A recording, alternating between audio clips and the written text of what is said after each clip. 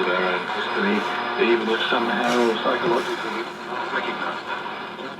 Sir Walter Scott, who founded the Australian Economic Association, thought that we would need a national consciousness before we could write our own economic history. And of course we weren't a nation until 1901. Well, good morning. This is the, let me get the light here. It's the FRG 7, this is the Yaesu FRG 7. There are a number of FRGs in the series. The FRG 7's gotten a little long in the tooth. I believe these were made in the 70s. And from what I see, approximately 50,000 of them were made. There may be more or less, it's hard to say. As far as shortwave radios go, it's still a pretty good radio. I think it's safe to say it's pretty much all analog. I think there are two integrated circuits that I can think of, one of them being a little power amp for the audio, and the other is a mixer IC, which is, just to save a little space. The basic function of the FRG is pretty simple. There's power with the dial lights. The dial lights are turned off by the power. Over on this side is the headphone jack. There's also or what they call a recording or monitor jack, which is at line level, but it doesn't vary, or the tone doesn't change with any of the controls on the front. So you could use a small tape recorder or some recording device to record for posterity what you've been listening to. The mode switch is AM and then sideband upper and lower, and then AM with the automatic noise limiter. This FRG is a little bit newer one. It has the fine tuning knob. There are some that don't have this knob. When I bought this one, this was actually a birthday present for myself. When I bought this one, I asked a friend what I should be looking for, and it was one of the features. He said the big jack and fine tuning knob were desirable, so I made it a point to hunt those out. Basic volume control, no big deal. Main tuning, this tunes from one end of the range to the other. There's also a dial set, which basically is just a little knob that hooks to this window. There's a little alignment hair there, or indicator hair, and all it does is shove that window back and forth. Buried inside here is the field strength meter, or signal strength meter, your choice. Going over is the lock light. The lock light is a little unintuitive if you're not used to this machine. It's backwardy. It works in conjunction with the main tuning, the megahertz tuning, and when you tune off, it lights up, and that actually is backward. Now the machine is not in correct tune. To tune it, you tune it till that light goes out. And over here you'll see the little crosshair kind of line up with the center of these little blocks. This has to do with the mechanism or the tuning of the machine. There's also a pre-selector, which has some rough band switching down here. Goes from 500 kilohertz to 1.6 kilohertz, and then 1.6 to 4, and it just keeps stepping up in little bands, and then you can tune that. It's reasonably narrow. You can use it to notch out interfering stations a little bit. It does work very well. Below that is an attenuator switch, was again a little odd. The center position is the least amount of attenuation. The DX position is a little more attenuation, and the local position with the switch all the way down is the most attenuation. There's a tone control which kind of leads you to believe it's a bandwidth filter. This is not true. This only controls the audio that comes out on the speaker. So low is it shaves off the high end, will shave off some of the crackling noises. Normal is normal. And then narrow is it shaves off a little bit of the low end and the high end. And that's pretty much the basic function on the front of the receiver. There are two other branded receivers, rebranded FRG 7s. One was a Sears, and the other was a German radio, which I'm not going to attempt to pronounce because I'll just slaughter the name and give German speakers a chance to poke fun at me. The basic unit is relatively small. It's pretty compact. It's got a little carrying handle, some tilty feet so you can get a good look at it. We'll look at the back side here. This is, as soon as I zoom out a tick, there we go. This is the back side of the FRG 7. It's really not a terrible lot to see. It's a standard connector for the PL59, but I believe that only is intended to be used with shortwave. There actually are two other antenna kind of binding posts. You push these in and then the wire actually drops in and out. It's nothing special. One is for shortwave, the other is intended for broadcast. They do kind of crossways work. Does that make sense? Probably not. There's a ground, and then this white jack is a mute jack that mutes the receiver. This is intended to be used if you had a transmitter set up and it's pulled to ground. Interesting little side note is that appears to be actually the AGC line. So if you hook your voltmeter there, you can kind of see what's going on with the AGC.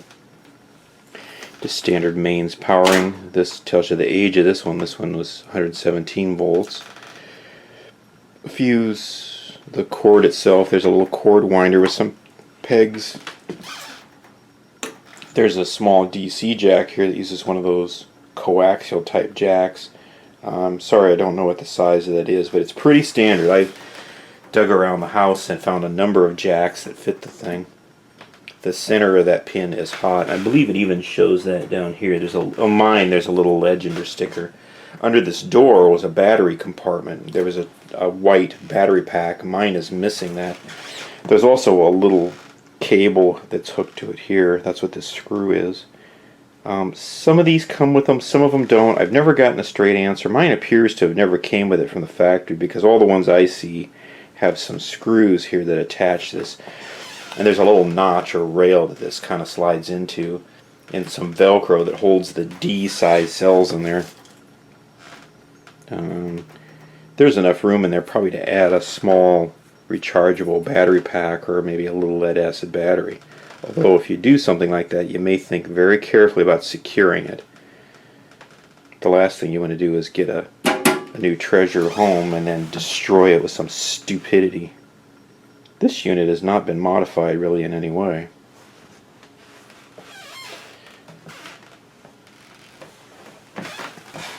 To take the unit apart is really pretty simple. It's basically just a big can. You set it up on its side. There are feet. You take this screw out on the side. There's an opposite one up here. There are two screws on the top. In the front, there is a screw on the back.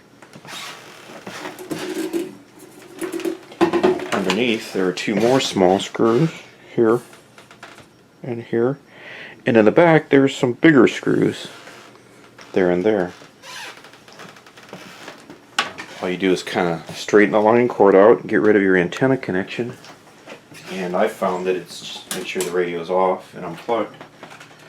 I found it's been pretty easy just to kind of slowly push the thing from the back and work the thing from the front. Then you can get a hold of it up in here and just pull the thing out. And yes, I'm sorry. So now this is the bottom of the FRG 7.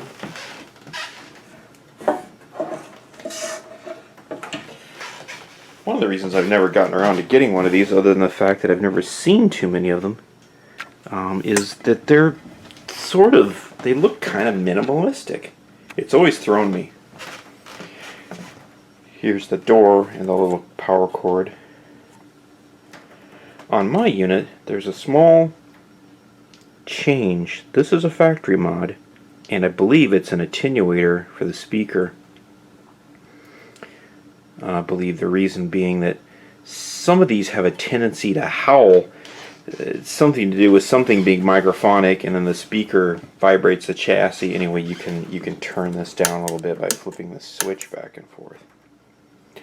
I believe on my unit anyway, the up position is the most unattenuated position. I'm not sure how far it drops it.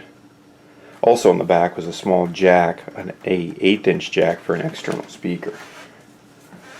Speakers here, main tuning. This little board here is kind of a combo board.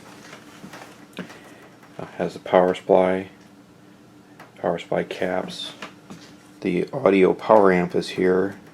Sideband and some controls in the IF are all here. And this board really is not much bigger than your hand. If you get to recapping this thing, I think every cap that you need to replace as far as electrolytics is on this board.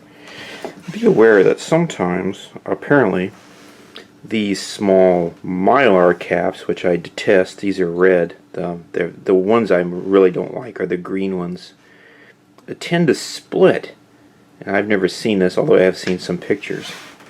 The bulk of the electrolytic caps are all up here, but there is one 100 microfarad cap underneath, and it actually goes across the meter leads. The drawing for the schematic makes you believe that it's right here, but it's actually underneath there, and it's easy enough to find. The FRG7 has this snappy little shield, which I have no idea what it's for. That to maybe keep the power pack's magnetic fields away from the transformer, or vice versa. You know, they're pretty dangerous. The power transformer for the FRG has been criticized highly. It is a bit small. I think I've got an ice cube that's bigger than this. My drawing that I've obtained says this is 20 volts center tapped. Mine appears to be more like 26 volts center tap, which is about 13 volts. Because of its small size and lack of voltage, the FRG appears to have some power problems. One of them being that the lights actually flicker when you get the volume up on the audio. The audio amp in this unit is quite old and quite hungry, and hooked to the main unfiltered line before the regulation. The basic power supply for the FRG7 is really only 3 rails. This kind of basic, sort of crudely filtered rail.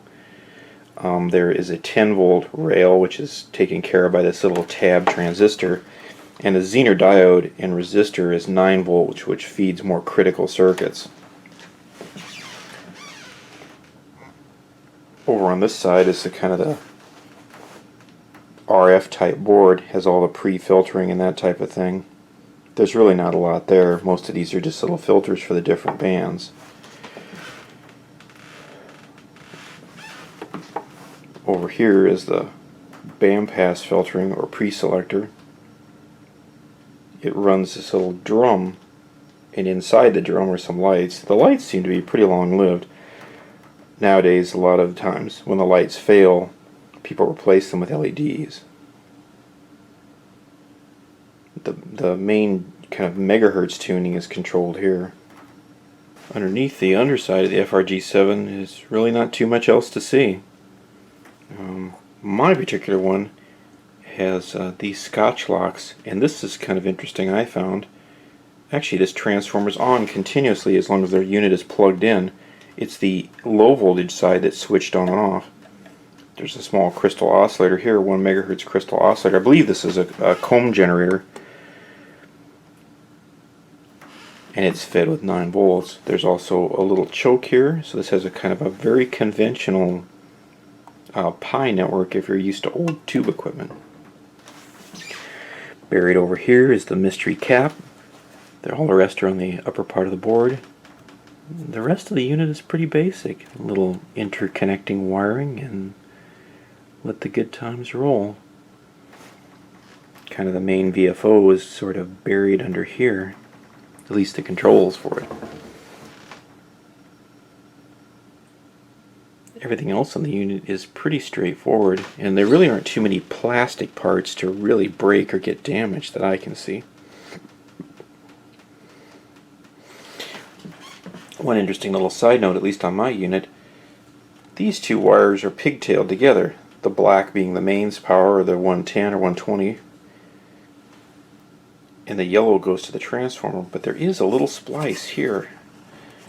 This is kind of bit into the circuit, and it's a little bit hard to see. There's a little tube there. See that tube? Inside that tube is a 2.2 megohm resistor to the chassis.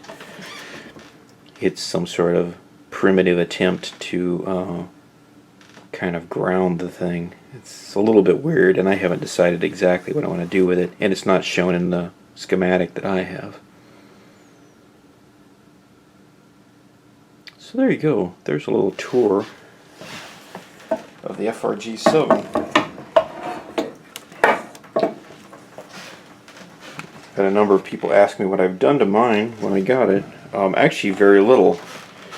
When I first got it out of the box, it didn't work. It turned on, but absolutely nothing worked, and probably mostly because of the amount of dirt.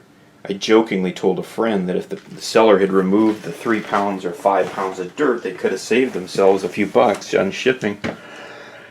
It was a half-hearted joke, but it wasn't too far off the mark.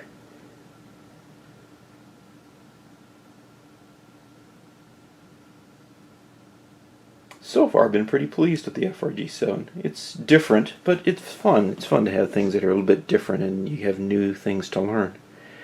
One of the other things I've done, after I cleaned the unit thoroughly, it did work. And it worked fairly well. I had a little bit of buzz in the audio, but nothing major. I did have extra caps that I had ordered for another project that the bulk of them fit. There are 15 electrolytic caps in here, and just for the fun of it, I went ahead and replaced them anyway. All the values are original except the power supply. The 2 main caps before the filter choke are beefed up a little bit. They're normally 1000 microfarad at 25 volt. I changed them to 1200 microfarad at 50 volt. The footprint is the same, and it was mostly because that was what I had laying around.